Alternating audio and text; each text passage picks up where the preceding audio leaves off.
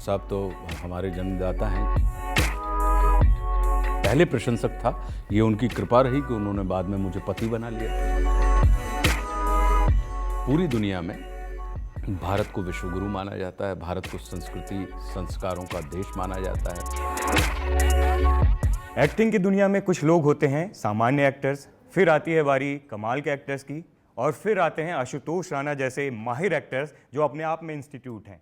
Sir, welcome to Bollywood. बहुत बहुत धन्यवाद सम्मान देने के लिए।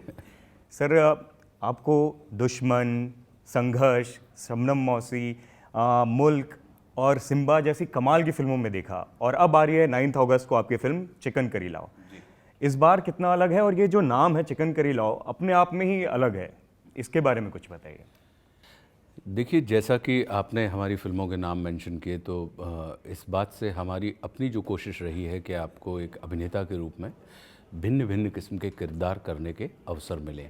तो उसी प्रक्रिया का एक हिस्सा चिकन करी लॉ है, जिसमें सीतापति शुक्ला नाम का जो किरदार है वो लॉयर है पेशे से, और वो सत्य का पक्षधर है और बड़ा धनात्मक व्यक्ति है, और वो ये मान के चलता है कि सत्य की विजय होगी। लेकिन जब वो प्रैक्टिस करता था तो उसी प्रैक्टिस के दौरान उसको लगा कि नहीं, ये सिर्फ उसकी एक कल्पना है, और इस वजह से वो वहाँ से आक्रोशित होकर और उसने ये सोच लिया कि अब मुझे लॉ करनी नहीं है। तो वो अदालत के सामने ही, जो उसका अपना मंदिर मानता था वो अदालत को, और वो अदालत के सामने ही अपनी वकालत छोड़कर वो पाव भाजी की दुकान लगाने का काम करता है, और वो वहाँ पर बैठकर उसको लगता है कि मुझे अब पाव भाजी बेचनी चाहिए अदालत के सामने ही। तो वो एक स्किल्डफुल व्यक्ति जो कुशल था, दक्ष था, निष्णात था और डिग्रीधारी था, और जिसका ये मानना था कि मैं सत्य का पैरोकार हूँ, सत्य का पक्षधर हूँ, और वकील जो होते हैं वो सत्य के पक्षधर होते हैं।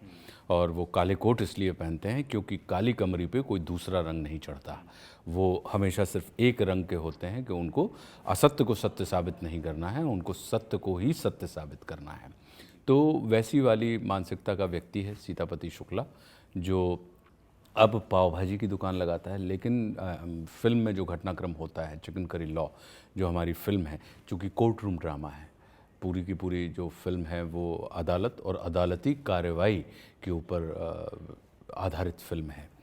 तो फिर एक समय ऐसा आता है कि जब उसको वापस लोग सत्य की तरफ मोड़ते हैं, और उसको वो अपने आक्रोश को, और फिर उसको लगता है नहीं, ये उससे चूक है, सत्य की विजय होती ही है। और वो उसके लिए व्यक्ति पीड़ित होता है, या व्यक्ति अगर पराजित होता है तो उसे वो सत्य की पराजय मान लेता है। तो उस नाते सीतापति शुक्ला खड़ा हो जाता है कि नहीं, मेरी पराजय सत्य की पराजय नहीं है, सत्य तो अपराजित है। सर, जैसा कि आपने बताया कि बीच में जब उसको लगता है, डगमगाता है वो अपने मंजिल से, तो कहीं ना कहीं वो पाव भाजी की दुकान और ये सब खोल लेते हैं। चिकन करी लॉ से भी, ऐसा नाम से भी लग रहा है कि ये कहीं इंडियन जुडिशियल सिस्टम पर एक कटाक्ष है। इसको कटाक्ष ना कहना चाहिए, इसको ये कहना चाहिए कि उस तरफ हमारे निर्देशक श्री शेखर ने इस बात का ध्यान आकर्षित करने का प्रयास किया है कि मान लीजिए अगर कोई घटना या कोई अपराध आज घटित हुआ, और आज घटित हुआ, और उस अपराध के लिए जो अपराधी है उसे आज से 20 साल बाद अगर उस अपराध की सज़ा दी जा रही है, तो कहीं ना कहीं जो जब न्याय आपका डिले होता है, justice delayed is a like justice denied वाली जो प्रक्रिया है, तो वो उस सिस्टम को की तरफ ध्यान आकर्षित करने का प्रयास किया गया है कि चूँकि पूरी दुनिया में भारत को विश्वगुरु माना जाता है, भारत को संस्कृति संस्कारों का देश माना जाता है, भारत एक ऐसा देश है जिसे लोग ज्ञान का देश कहते हैं। तो ज्ञान के देश में जहाँ पर ये माना जाता है कि यत्र नार्यस्तु पूज्यन्ते रमन्ते तत्र देवता, कि नारियों को भगवान की श्रेष्ठतम कृति माना गया है, उनको पूजनीय माना गया है, आदरणीय माना गया है। और जब वैसी भूमि पर वैसी मानसिकता वाले लोगों के यहाँ अगर उनके प्रति कोई ऐसा जघन्य अपराध घटित होता है, तो फिर हमको सारी चीज़ों को एक तरफ रखकर कम से कम उस प्रक्रिया की तरफ हमें सजगतापूर्वक और तीव्र गति से उसके निदान की तरफ हमें बढ़ना चाहिए।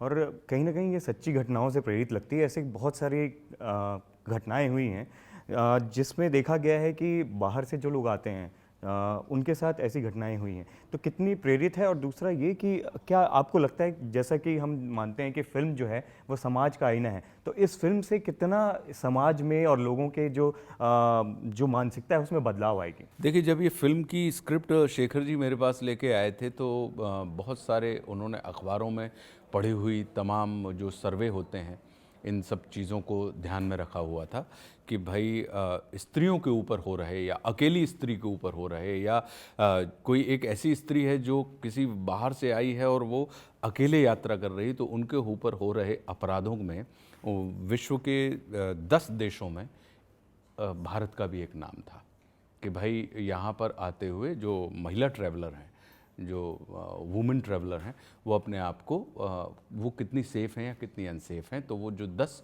देशों की वो निकाली गई थी, तो उसमें एक लिस्ट ये आई थी। और आज जब हम रिलीज़ के ऊपर हैं, तो अभी 2 दिन पहले ही मुंबई मिरर में वापस इसी चीज़ का ये एक उल्लेख है या एक आर्टिकल उसके ऊपर आया कि भाई जो बाहर की जो ट्रैवलर्स हैं या जो महिला ट्रैवलर्स हैं, वो कितना अपने आप को अनसेफ महसूस करती हैं और किन किन देशों में अनसेफ महसूस करती हैं, उसमें भी भारत का ही नाम था। तो कहने का अर्थ ये है कि एक ऐसी विकृति है जो और जो संभले हुए लोग होते हैं, जैसे अगर आप सफ़ेद कपड़े पहने हुए हैं तो आपके ऊपर एक हल्का सा ब्लैक डॉट भी वो लोगों को साफ नज़र आएगा। ऐसे ही जो संस्कृति के देश हों, संस्कारों के देश हों, जिनको ज्ञान के देश के रूप में प्रतिष्ठा प्राप्त हुई है, अगर वहाँ पर एक छोटी सी घटना भी कहीं ना कहीं एक बड़ी हलचल और बड़े परिवर्तन की द्योतक होती है। तो उसी दृष्टिकोण को मैं ये मान के चलता हूँ कि इस प्रक्रिया पे कहीं ना कहीं काम होना चाहिए। क्यों? क्योंकि हमारा देश अतिथि देवो भव, हम अतिथियों को इंसान की नहीं ईश्वर की संज्ञा देते हैं। स्त्री को हम इंसान की नहीं ईश्वर तुल्य मानते हैं। तो उस दिशा में काम होना चाहिए। क्यों? क्योंकि हमारे और आपके सबके जन्म का आधार हमारी माएँ ही हैं। तो वो उस दृष्टिकोण से कि अगर उनका अस्तित्व सुरक्षित रहा तो हमारा अस्तित्व सुरक्षित होगा। तो ये अकेले सिर्फ उनके पक्ष में आवाज़ उठाती हुई घटना नहीं है, ये फिल्म नहीं है, ये स्वयं के ही पक्ष में रखी गई एक बात है कि भाई उनका अस्तित्व हमें बचाना इसलिए आवश्यक है या उनके मान का की रक्षा करनी हमें इसलिए आवश्यक है क्योंकि उनके मान में ही हमारा मान है। जैसा कि मेरा वही पिछला क्वेश्चन था कि कितना बदलाव आपकी फिल्म से समाज में उनकी मानसिकता में हो सकता है? देखिए, हम कई किस्म के मूवमेंट चलाते हैं, चाहे वो हैशटैग मूवमेंट हो, चाहे वो कैंडल मार्च हो, चाहे वो किसी भी किस्म का एक शांति प्रदर्शन हो, ये या सिनेमा हो, ये सिर्फ एक जागृति के प्रमाण होते हैं और वो सिर्फ जागृत करने की आकांक्षा से चलाए जाते हैं, किसी परसेंटेज के बदलाव के ध्यान में रखते हुए नहीं कि इतना बदलाव आ जाएगा। तो ये एक जागृति के हिसाब से किया गया प्रयास है शेखर जी के द्वारा, जो फिल्म के माध्यम से हो रहा है। लेकिन आपको लगता है सर, क्योंकि आप जैसे हैशटैग मूवमेंट्स की बात की, आपने कैंडल मार्च की बात की, निर्भया के बाद और कई सारे ऐसे जो अपराध हुए हैं खासकर महिलाओं के साथ या बच्चियों के साथ, और वो हर दिन घटते जा रहे हैं, तो कितना बदलाव आता है? मुझे नहीं लगता कि इन मोर्चों से या हैशटैग से लोगों की मानसिकता में बदलाव आ रहा है। आज भी वही घटनाएं हो रही हैं। बिल्कुल आपकी बात सत्य है, लेकिन फिर कैसे बदलाव आएगा? हम और आप जब संवैधानिक देश में रहते हैं तो और जब हमारा जो मूल धर्म है वो अहिंसा है, तो अगर मान लीजिए इस बदलाव के लिए अगर हम स्वयं ही कानून को अपने हाथ में ले लेंगे तो फिर अराजकता का समावेश हो जाएगा। जब कोई भी समाज शास्त्र छोड़ के हमको और आपको शास्त्रधारी होना चाहिए, लेकिन अगर हम शस्त्रधारी हो जाएंगे तो ये शस्त्रधारी जो प्रक्रिया है वो क्या किस चीज़ का संकेत देगी? वो इस चीज़ का संकेत देगी कि हमें हमारी ही व्यवस्था पर या व्यवस्था कर्मियों के ऊपर भरोसा नहीं है। तो हम तो शास्त्र पूजक लोग हैं, तो कहीं ना कहीं तो बदलाव, और मुझे तो पूर्ण विश्वास है कि अगर मान लीजिए इसके पहले अगर कोई घटना घटित होती थी तो आवाज़ ही नहीं आती थी, उस घटना के बारे में पता ही नहीं चलता था। लेकिन आज की तारीख में अगर छोटी सी भी कोई घटना घटित होती है तो आप अगर बरेली में भी बैठे हैं तो मुंबई में रह के आपको पता चल जाएगा। आप दिल्ली में भी बैठे हैं तो देवरी में आपको उसी समय में पता चल जाएगा। तो मुझे लगता है कि ये एक जागृति का प्रमाण है और प्रक्रिया धीरे धीरे धीरे धीरे, और चूंकि भारत का मूल स्वभाव जो है वो सकारात्मक स्वभाव है, संस्कृति प्रधान स्वभाव है, सभ्यता को महत्व देने वाला स्वभाव है, तो मुझे पूर्ण विश्वास है कि कहीं ना कहीं हम सब भारतीय इस विकृति को परास्त कर दें। जी, बदलाव जरूर आएगा निश्चित रूप से। जी, फिल्म की बात करें तो सर, मुल्क में आपने वकील का किरदार निभाया संतोष आनंद का, और इस बार आप फिर अलग किरदार में हैं। ये उसमें आप बिल्कुल ग्रे शेड्स वाले अलग किरदार में दिखाई दे रहे थे, जो शायद थोड़ा गलत पक्ष धर्म में था। इस बार अलग ही पक्ष आपने, मतलब सत्य का पक्ष रखते हुए नजर आ रहे हैं। कैसे ये बदलाव कर लेते हैं? जैसा कि मैंने शुरुआत ही किया था कि एक होते हैं एक्टर, एक होते हैं कमाल के, और फिर आप जैसे इंस्टीट्यूट्स आते हैं। ये मुझे लगता है कि मैं अपने आप को बहुत भाग्यशाली व्यक्तियों में से मानता हूँ कि जो फिल्म निर्माता निर्देशक होते हैं वो हमेशा मुझे नए नए किस्म के किरदार करने के अवसर देते हैं। और कभी कभी पता लगा कि अब जैसे रंग तो सात ही हैं, जितने भी रंग हैं हमारी कलर प्लेट पे सिर्फ 7 ही रंग होते हैं, लेकिन उन 7 रंगों के भी 700 शेड्स होते हैं। तो जो मेरा वाला ब्लू या मेरा वाला रेड की जो प्रक्रिया है वो हमारे हिस्से में आ जाती है कि भाई ये था तो ब्लू फैमिली का, लेकिन वो मेरा वाला ब्लू, तो मैं यानी संतोष आनंद कैसे अलग होगा और सीतापति शुक्ला कैसे अलग होगा। तो ये प्रक्रिया मिल जाती है और यही आनंद है एक अभिनेता होते हुए कि आपको भिन्न भिन्न किस्म के, अन्यथा होता क्या है कि आपको एक किस्म का किरदार मिलता है और आपका पूरा का पूरा जीवन उसी किस्म के किरदार को अभिनीत करते हुए गुजर जाता है। तो फिर वो क्रिएटिविटी नहीं, फिर वो प्रोडक्टिविटी का महत्व हो जाता है। तो हम और आप या सिनेमा कह लें या लिखना पढ़ना कह लें, ये सृजन या क्रिएटिविटी की फील्ड कहलाती है। तो क्रिएटिविटी में विविधता का यानी वैरायटी का महत्व होता है, और प्रोडक्टिविटी में आपको वही प्रोडक्ट बार बार रिपीट करना पड़ेगा, तब नहीं। तो प्रोडक्टिविटी के लिए वो चीज़ बड़ी प्लस है कि अगर मान लीजिए कोई एक साबुन की बट्टी, आपने किसी एक पर्टिकुलर ब्रांड की साबुन की बट्टी आपने शर्मा जनरल स्टोर से ली, और अगर आपको वर्मा जनरल स्टोर से वो बट्टी कुछ अलग मिल जाएगी, तो क्या वो प्रोडक्ट चलेगा? उसमें क्वालिटी को आपको रिपीट करना पड़ता है, और क्रिएटिविटी में आपको अपने आप को ब्रेक करना पड़ता है। ब्रेक की बात आई सर, स्वाभिमान के साथ पहला बड़ा ब्रेक था, उसके बाद फिर दुश्मन, संघर्ष जैसी, भट्ट कैम्प के साथ, महेश भट्ट जी के खास करके बात करूं तो उनके साथ फिल्म, अब अगला कब उनके साथ आप दिखेगा कोई प्रोजेक्ट? हमने विशेष फिल्म तो, और भट्ट साहब तो हमारे जन्मदाता हैं कि आप, अगर मैं आज की तारीख में आपके साथ इंटरव्यू देने का सौभाग्य प्राप्त कर पा रहा हूं तो इसके पीछे महेश भट्ट साहब का ही योगदान है। और जो कुछ भी आशुतोष के पास है कि अगर वो स्वाभिमान ना देते, अगर वो दुश्मन ना देते, तो शायद हमारी और आपकी ये वार्तालाप आपके इतने प्रेस्टिजियस यूट्यूब चैनल के ऊपर हो ही नहीं पा रही होती। तो 10 फिल्में की हैं हमने भट्ट साहब के साथ, और वापस इच्छा है कि मैं उनके साथ फिर से कोई वैसा ही किरदार करूं। सड़क 2 में शायद आप, मैं प्रयास कर रहा हूं, पूरा एड़ी चोटी का जोर लगा रहा हूं। अब ये भट्ट साहब के ऊपर निर्भर है कि वो, मैंने तो उनसे कहा है कि आप हमारा ऑडिशन लें, और ऑडिशन लेने के बाद अगर आप रिजेक्ट करते हैं कि नहीं Ashutosh you have lost your touch, तो देन मैं एक्सेप्ट कर लूँगा, लेकिन विदाउट ऑडिशन आप मुझे खारिज नहीं कर सकते। और धर्मा कैम्प के साथ भी आपका अलग रिलेशन दिख रहा है।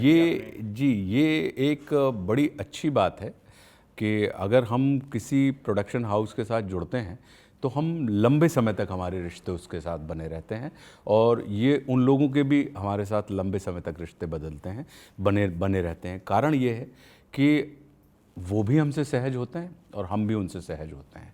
तो कोई भी रिश्ता अगर हमारे जीवन में बनता है तो हमारी कोशिश रहती है कि वो ज़िंदगी के अंत तक कायम रहे। उसी का परिणाम है कि अगर विशेष फिल्म के साथ किया तो एक कई सारी फिल्में कर डाली।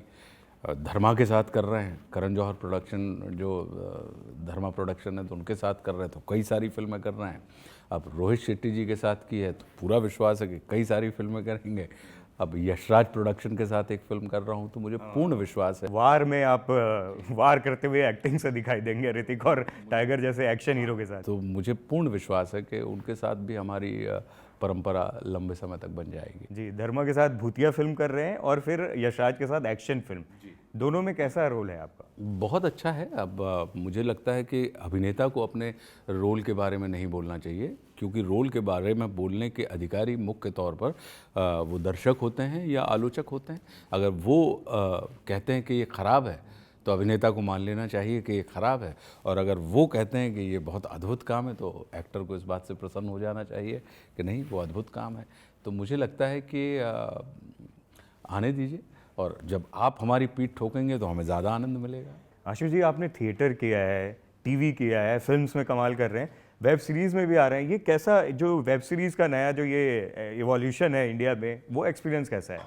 देखिए, जब हम कलाकार हैं, कलाकार का मतलब होता है जो निराकार को साकार करे, वो कलाकार। यानी अगर मैं आपसे पूछूं कि प्रेम क्या है, तो आप मुझसे ये कह सकते हैं आशीष कि आशुतोष, हम आपको एक्सपीरियंस करा सकते हैं लेकिन एक्सप्लेन नहीं कर सकते।